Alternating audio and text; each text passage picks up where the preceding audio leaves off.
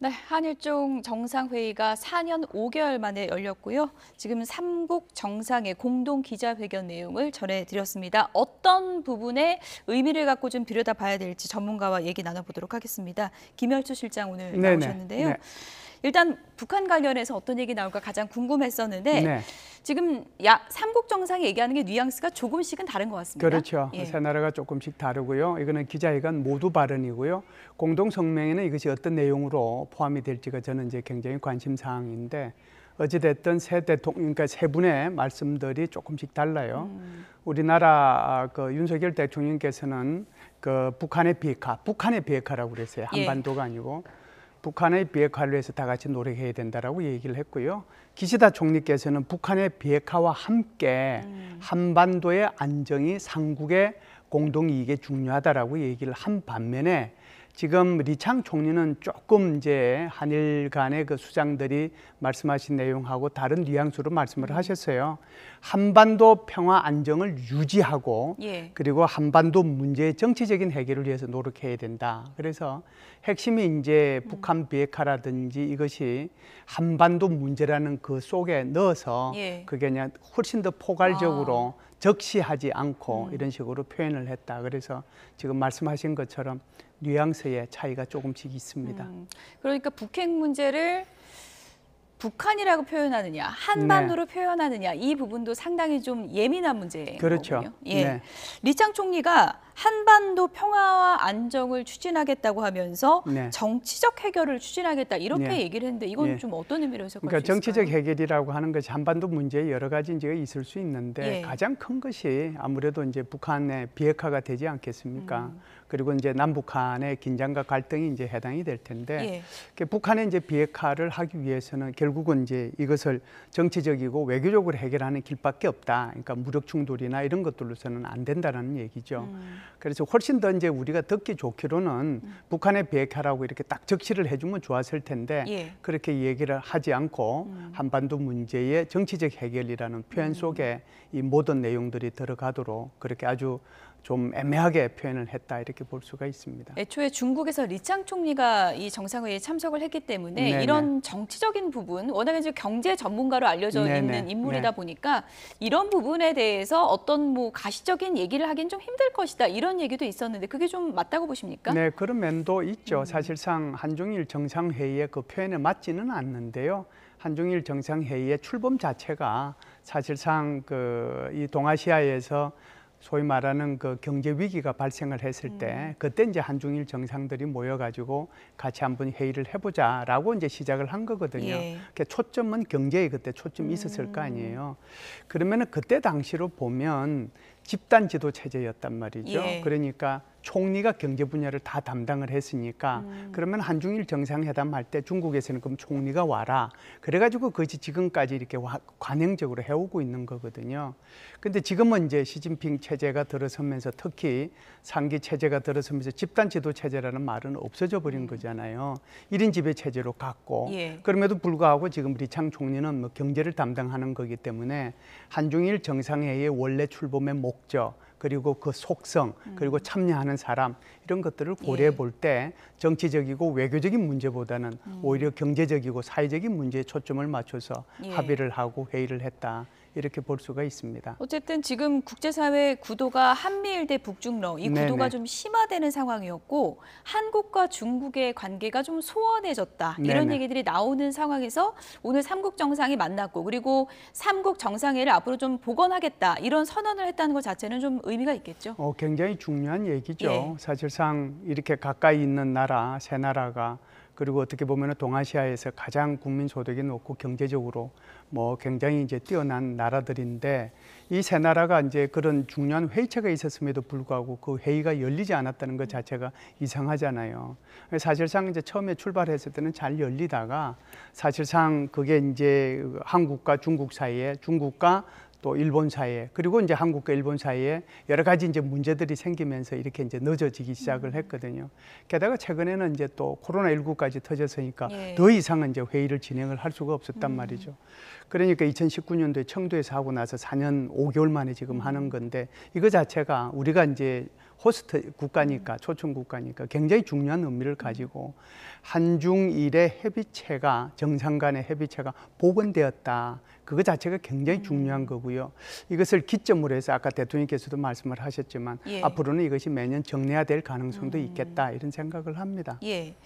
뭐 삼국 정상도 오랜만에 만났지만 네네. 이렇게 된 김에 지금 삼국 좀 인적 교류도 많이 해보자 이런 네. 얘기도 있었던 것 같고 예. 기자회견 얘기 보니까 내년하고 후년 2년 네. 동안 문화교류회를 지정하자 그랬는데 네네. 뭐 중국 가기 일본 가기 좀 문턱이 더 낮아지는 건가요? 어떻게 봐야 네, 될까요? 뭐 그럴 가능성이 있겠죠. 이제 문화 교류를 많이 하자라고 하면은 지금은 이제 어찌 됐든 그 한국과 중국 사이는 오고 가고 할 때 비자 이제 예. 그 면제가 안 되잖아요. 예. 그래서 비자를 받으려고 하면은 굉장히 이제 오랜 시간이 걸리고 그러는데 한일 간에는 비자 없이 지금 왔다리 갔다리 이제 하면서 굉장히 이제 그러니까요. 관광객들이 많아졌는데 예. 지금 중국과는 그러지 않았거든요. 그러면 이제 내년하고 후내년하고 그렇게 한번 해보자라고 하면 그런 부분에 대한 것들이 좀 열릴 수 있겠구나 이런 생각이 들고요. 그게 이제 사람들이 오가게 되면 사람만 오가겠습니까? 뭐 한한령이 어떤 식으로 이제 풀리게 될지는 모르겠지만 그런 분야로 문화 분야로까지 확대될 가능성도 있지 않겠는가 그런 희망을 가져봅니다. 공동 선언문에 저도 어떤 내용이 담길지 네네. 지켜봐야 될 것 같다는 그렇죠. 생각이 드는데 어쨌든 어제 있었던 연쇄 양자회담에서 좀 더 네네. 밀도 있는 얘기가 있었을 것 네네. 같고요. 네. 한중 정상회담도 오랜만에 열린 건데 네네. 그 회담에서 나온 내용 중에는 어떤 내용을 좀 주목하시나요? 사실은 이제 예. 이번에 한중일 정상회담이 제9차 회의가 열리지만 한국으로 봐서는 한중일 정상회담도 중요하지만 이보다 더 중요한 것은 한중 간의 정상회담이 훨씬 예. 더 중요했으리라고 저는 생각을 해요. 그리고 이제 꽤 괄목할 만한 여러 가지 이제 합의들을 봤는데요. 그것이 바로 이제 그 2+2 외교안보 회담을 하겠다라고 하는 거거든요. 양국의 외교부 차관 그리고 양국의 국방부 국장 그러면 예. 2+2가 되잖아요. 그걸 이제 하자라고 하는 거고요. 두 번째는 이제 한중 FTA가 2020년에 발효가 됐나요? 2015년에 발효가 됐나요? 그때는 주로 상품에 관한 거였거든요. 예. 그 서비스 분야로 확대를 하자. 아. 그래서 2단계에 관해서 FTA 협정을 체결하기 위한 이제 논의를 해보자라고 하는 거니까 거기에는 이제 문화 분야 그리고 법률 분야, 뭐 관광 분야 이런 것들이 포함이 됩니다. 그리고 세 번째는 이제 투자협력위원회를 13년 만에 이제 개최하자라고 했거든요. 투자협력위원회는 한국의 산자부하고 중국의 이제 상무부 여기가 이제 장관들이 참석하는 회의란 말이죠. 그러면 일단 장관급 회의가 열리는 거잖아요. 그 자체도 이제 의미가 있고 공급망 협력을 강화하기 위한 그 수출 통제 대화체도 이제 출범을 시키고요. 한국 경제협력 교류회도 2차 회의 같은 거죠. 그것도 이제 하반기에 개최하는 거니까 사실상 이번에 어떻게 보면 한중 간의 경제와 사람 간의 인적 교류와 이런 분야에 대해서 꽤 괜찮은 그런 성과를 얻었다 이렇게 볼 수가 있습니다. 조금 전에 한중 FTA는 뭐 찾아보니까 2015년 이제 2015년. 발효가 된 건데 네네. 이번에 어떻게 보면 이제 한 8년만, 발자국 더 예. 나아가는 그런 그렇죠. 계기가 된 거고요. 많은 분들이 관심을 가졌던 건 시진핑 주석 한국 오는 거예요. 네네. 그거 얘기 나오지 않을까 했는데 그 얘기는 안 꺼냈다 그러더라고요. 그렇죠. 이제 우리나라 대통령 그때 아마 박근혜 대통령이었을 텐데요. 2013년도에 이제 중국을 방문하시고 그리고 이제 2014년도에 답방 형식으로 시진핑 주석이 이제 한국을 방문했거든요. 그리고 이제 2017년도에는 다시 이제 문재인 대통령께서 그 중국을 방문하시고 2019년도에는 제8차 한일중 정상회담이 청도에서 있었으니까 예. 그때 또 이제 우리 문재인 대통령이 가셨단 말이죠. 그러면은 이제 답방 자체는 그 시진핑 주석이 할 차례입니다. 그래서 작년 가을이죠. 작년 9월 달에 그 항저우 아시안 게임 할 때 우리 총리께서 가셔가지고 여기 시진핑 주석을 만났잖아요. 그래서 한국 방문하는 것에 대해서 진지하게 검토하고 있다라고 얘기를 했거든요. 예. 이런 것들을 보면 아마 이번에 이제 한일중 정상회담도 있었으니까 시진핑 주석의 방한 가능성도 있지 않겠는가. 단 우리가 다시 이제 먼저 가야 되는지 예. 그렇지 않으면은 이제 시진핑 주석이 답방의 형식으로 이제 한국에 와야 되는지 그런 문제는 아마 계속해서 좀 논의가 되지 않겠느냐.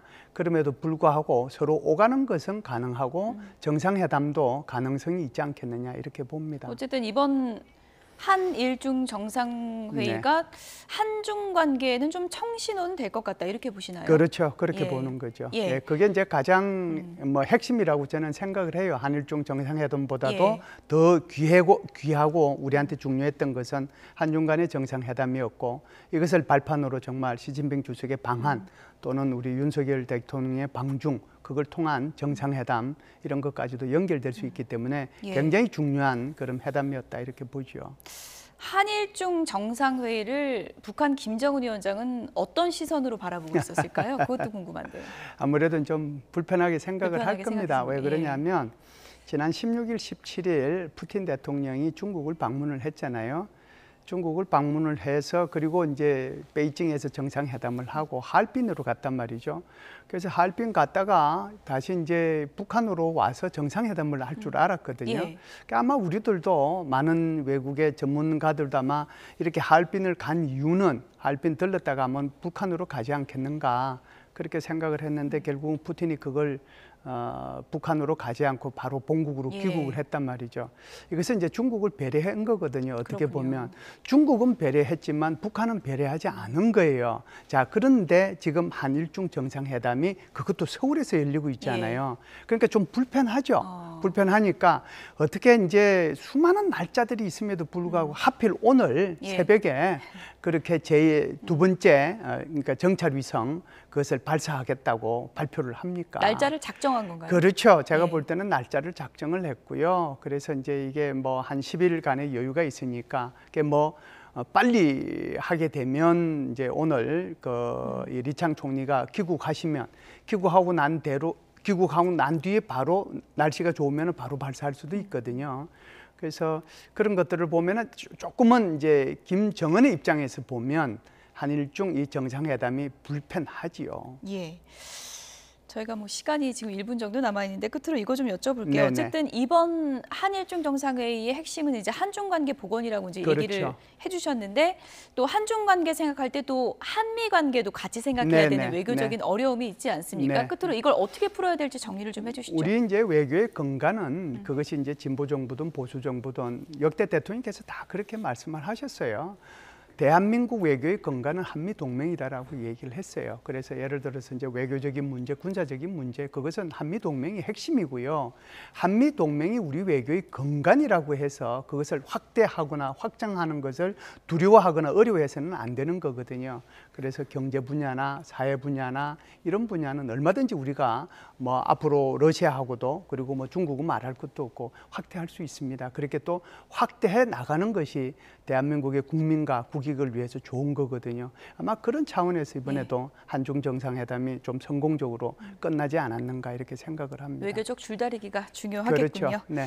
지금까지 한일중 정상회의 공동기자회견 내용 분석해봤습니다. 지금까지 김열수 한국군사문제연구원 안보전략실장이었습니다. 오늘 감사합니다. 감사합니다.